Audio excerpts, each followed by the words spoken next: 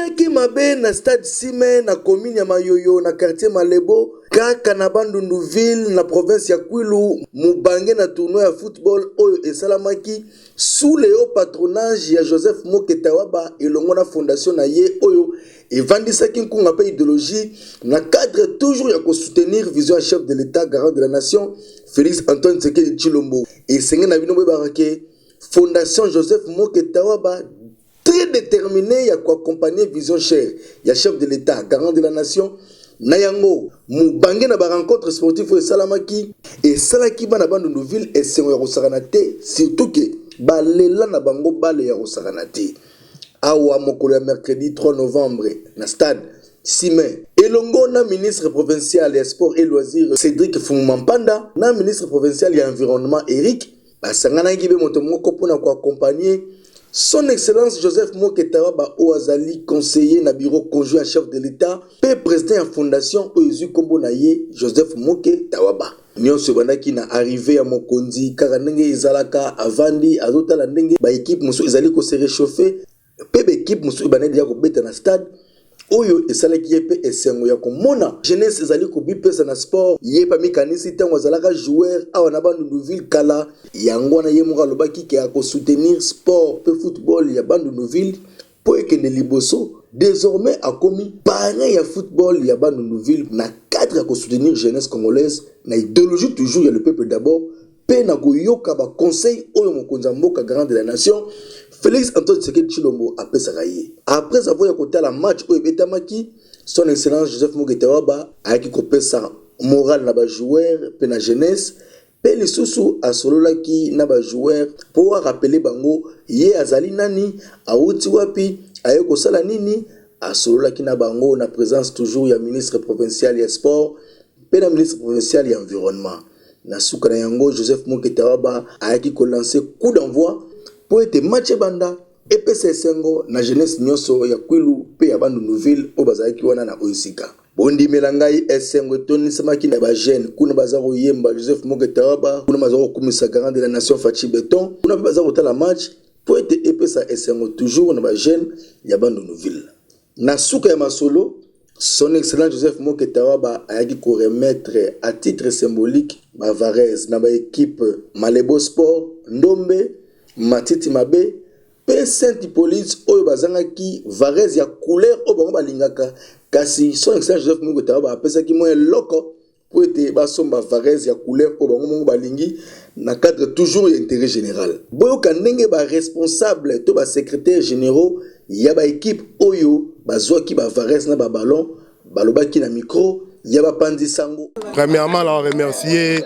ngala bengaye JMT Joseph Moketawaba tokobosa na été na geste à sali baza mingi te to mona mingi ba natif a Bandundu ba ya me ba ya mingi pour la propagande mais yé aza la parti politique était aza la fondation aye à reconnaître biso quand même na ballon na jemoko ya Varese to ane sengo parce que c'est la première fois te à sala rango cette fois-ci salami officiellement to sepeli en tout cas to sepeli na makameleki awa nande mwana mboka zongi na mabele bakoko ndezalaka bako kende kotala sima teto besi merci neta lubite moko azali représentant ya jeunesse de sport de kufa na Bandundu ba grand joueur bazali mais basungi bazalaka te nete moko mipesi akomona ba talent pe bakotek azwaka football na main asala pe ba négociation to kobeta bien to za pe présenter na kata ba joueur l'équipe wana minene teto besi merci pe merci na chef de l'état c'est que kimi ezate bobeta pe balete allez secrétaire d'équipe à Malebo pe doyen république ya Ndombe ya Bandundu.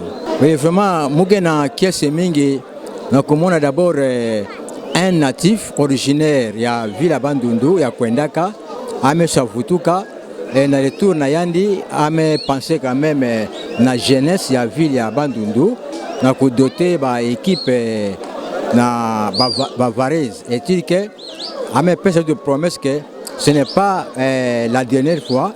À partir d'aujourd'hui, Ame s'est décidé d'avoir un sponsor et la jeunesse et la Villa Bandundu, c'est un cadre de discipline sportive. Non seulement football, il y a aussi le volley, le basket, le foot et l'handball. Vraiment, quand on a bon ça qui maintenant, nous allons lui réserver un indéfectible attachement dans la fondation. Et puis, après ça, merci Mingi, le chef de l'État, Fachi Beton, il y a kuindula pena province ya Kwilu na kubaka mwana betu kutula ni mfina manayandi. Je suis dans la jeunesse, c'est la toute première fois de constater que la jeunesse du Kwilu est prise en charge par Fachi. Pourquoi? Parce que quand je vois Joseph Moké Tawaba, c'est un délégué personnel du chef de l'État qui a pensé à la vision du chef d'État sur la prise en charge de la jeunesse. La joie que j'ai maintenant, nous avons maintenant un interlocuteur valable qui pourrait parler au nom de la jeunesse des grands Bandundu en général et de Kwilu en particulier, pour que la jeunesse puisse être prise en charge par rapport à la vision d'état des droits prônée par notre chef de l'État, Fachi Béton. Ce que je dirais à Joseph Moké Tawaba, de ne pas s'arrêter, mais d'être notre porte-parole auprès du chef de l'État, pour que chaque fois que nous serons dans une nécessité, qu'on puisse passer par lui, afin que la jeunesse soit prise en charge et qu'il soit accompagné pour réaliser la vision du chef d'État à travers notre vie de Bandundu. Ministre provincial des Sports et Loisirs ya Kwilu azanga gepe makamaro lobate. Na remercier le conseiller Joël Moké ndena lobaki province o eza province na ya Kwilu oza natif fils du Kwilu oza liste oyo ya mokonza mboka tala province ya Kwilu o eza débit na ebi aussitôt dit aussitôt fait o sa le belé pona ba jouer na biso foot na biso ya province ya Kwilu ke liboso souci toza nango yo poza nango beta ballon disons to beta ballon ba minime ba cadet ba junior entre la première division mais toza na souci to ebi passe ya sport.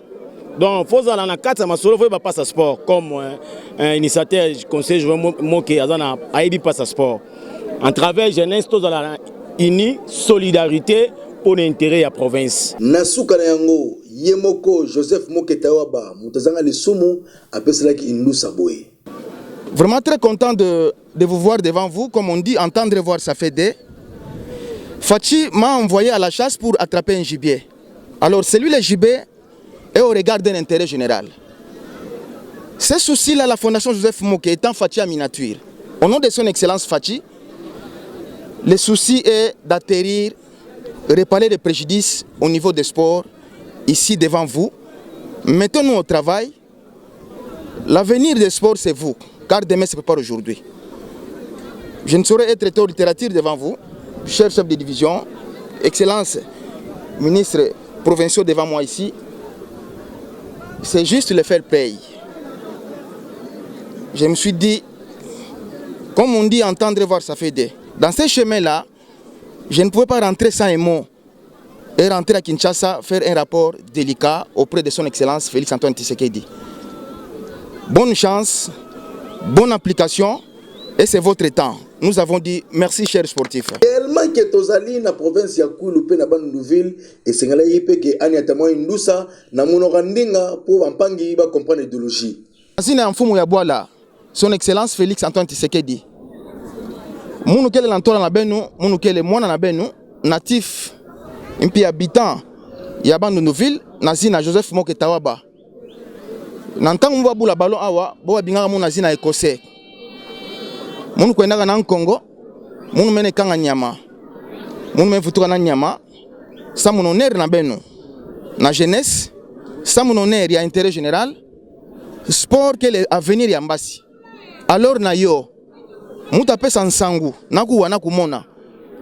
Na mfumu ya bwala, son excellence Félix Antoine Tshisekedi, au regard ya notre excellence Cédric Mfumu Mapanda, ya bete bien un peu Fati Afioti. Au regard encore, il y a notre division qui est chargée à sport, il y a qui est représenté Fachi à niveau PA Sport, et puis notre excellence, il y a environnement Eric. Nanzila ina, c'est la conception communautaire. Parce que nous avons rappelé Betou na Congo uni, Congo fort, puis Congo prospère. Récemment, rappelé Betou na Kinshasa qui salume banda. Munu na benu na bandundu, mmetu bayo, ngoma antinu, makinu yantinu. Nkalu yampa, malafu yampa. Ya intangu na benu, mettons-nous au travail, mettons basamu na bandundu. Na ba jeune sportif fini la récréation au nom de son excellence Fati. Et puis mei kadia ka nkaka. Betre pesa ka promesse ve parce que fondation que le Fati a fioti. Ya intangu na benu. Fondation désormais qu'elle est sponsor officiel. Il y a toutes les équipes. Il y a moun na bandundu ville. Manque ministre provincial de l'environnement accompagné qui bangope yepe abaksaki maloba. Si je prends la parole parce que je suis jeune, parce que également je suis sportif comme tout le monde. Comme il s'agit de la jeunesse, mon ministère de l'environnement va de pair presque avec tous les ministères. Parce que s'il faut voir à côté des stades, il faut appliquer l'environnement. Cela veut dire que je suis sportif. Je vous demanderai d'être discipliné. Je vous demanderai d'appliquer comme il se doit et de faire un effort, de faire un non. On dit on ne naît pas, mais on le devient. Avec la volonté, vous allez y devenir. Alors pour ce, je vous encourage, moi-même aussi, je vais faire partie des membres d'honneur de nos équipes. Parce que je suis ministre provincial du Kwilu et je suis le Benjamin du gouvernement. Alors j'aimerais être ensemble avec vous pour bien évoluer. Oyo vraiment nanu esalamate na volonté ya boye Fondation Joseph Moketawa ezala ngoya ko soutenir jeunesse congolaise et surtout jeunesse ya Kwilu na ya ville Bandundu na cadre toujours d'intérêt général paye à accompagner vision ta mokonzi. En tout cas Joseph Moketawa bazali ko mériter félicitations ya makasi tala baza ko accompagner Fachi Beton chef de l'état garant de la nation na ba initiative pe na vision na ye bangoyo oyo penza esengeli bazo ba encouragement na population na presse na bato nyonso po ete epesa bango courage lisusu ya kosunga population pe ya ko accompagner digne de ces noms vision ya mokonzi mboka chef de l'état garant de la nation Félix Antoine Tshisekedi Tshilombo ya boye vraiment Joseph Moketawa ba ndenge nini Fachi atombola ote okotomo lisusu.